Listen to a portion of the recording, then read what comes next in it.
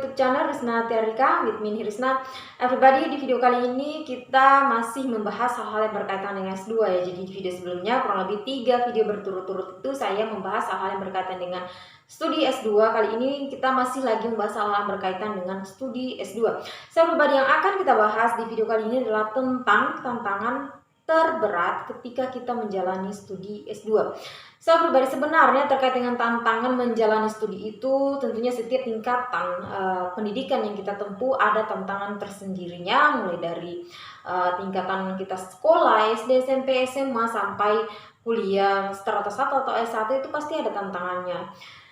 Namun tentunya setiap tingkatan pendidikan tantangannya berbeda karena tentunya hal-hal yang kita hadapi juga tingkatan kesulitannya berbeda, maka memiliki tantangan tersendiri. Sebab terkait dengan tantangan terberat menjalani studi S2, yang pertama adalah terkait dengan seleksi penerimaan yang cukup ketat. Jadi biasanya di beberapa kampus itu untuk penerimaan seleksi S2 ini cukup berat juga, sama halnya dengan S1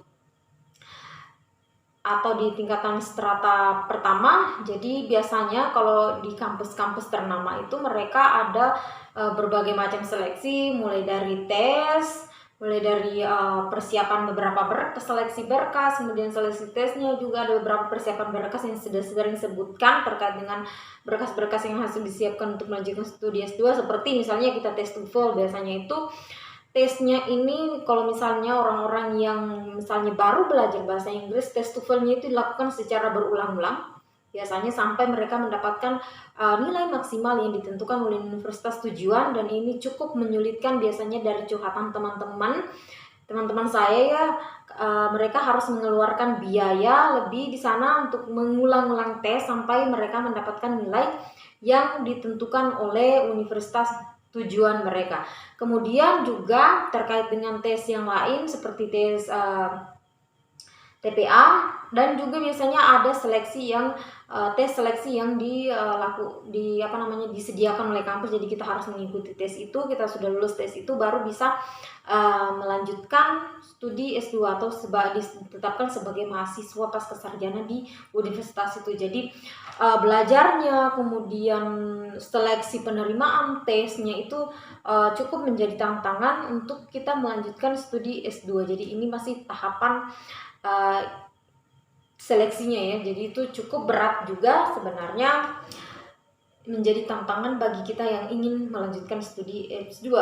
Kemudian berikutnya pribadi terkait dengan tantangan terberat melanjutkan studi S2 ini, ketika misalnya kita melanjutkan studi S2 dan agak beda jurusan, ataupun di beberapa universitas itu menyamakan begitu, baik yang beda jurusan maupun yang berkorelasi dengan jurusan sebelumnya, itu menetapkan suatu peraturan untuk mengikuti matrikulasi.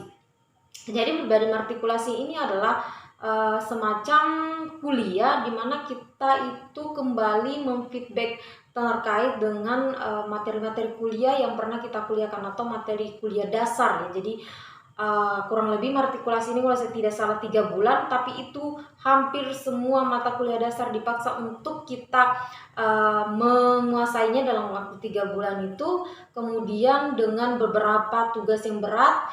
Jadi itu cukup membuat tantangan yang berat bagi mahasiswa S2 juga. Kemudian berikutnya pribadi tentunya berkaitan dengan adaptasi.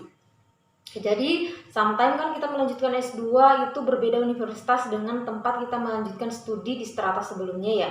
Jadi ini juga membuat kita harus beradaptasi lagi dengan lingkungan yang baru, dan tentunya adaptasi ini itu pastinya setiap orang menjadi suatu hal yang cukup berat kalau yang tidak mampu beradaptasi dengan baik, karena kita akan menemukan orang baru lagi, tentunya berbeda kebiasaan dengan orang-orang sebelumnya, kemudian culture yang baru lagi di situ, kemudian terkait dengan tantangan belajarnya juga berbeda, lecture-nya juga berbeda, dan itu tentunya membutuhkan adaptasi yang tinggi dari kita, sehingga itu menjadi tantangan terberat bagi mahasiswa S2. Kemudian berikutnya pribadi tantangan terberat menjalani studi S2 adalah biaya kuliah yang cukup tinggi. Jadi biaya kuliah melanjutkan studi S2 itu tentunya jauh lebih tinggi dari biaya kuliah semester, kemudian biaya penelitian tentunya cukup mahal. Jadi ini juga menjadi tantangan tersendiri bagi yang ini melanjutkan studi S2. Jadi biayanya itu cukup mahal loncatannya jika dibandingkan dengan studi sebelumnya pribadi. Kemudian berikutnya adalah jadwal kuliah yang cukup padat. Jadi ya pribadi studi S2 itu untuk kuliahnya ya, untuk kuliah tatap muka dengan dosen itu kurang lebih hanya 2 semester dan itu cukup padat. Biasanya dari Senin sampai Jumat, bahkan sampai Sabtu.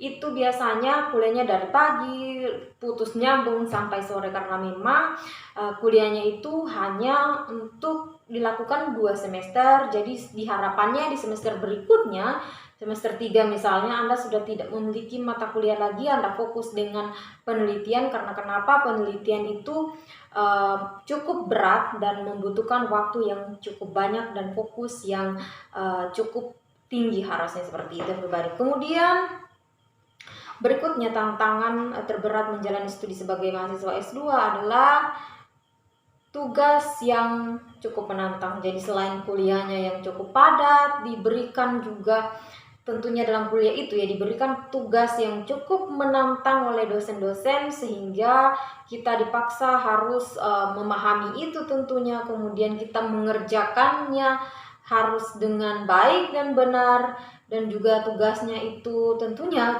cukup berat jika dibandingkan dengan studi sebelumnya. Makanya ini menjadi tantangan tersendiri oleh mahasiswa S2 begitu ya pribadi. Kemudian berikutnya adalah tugas akhir.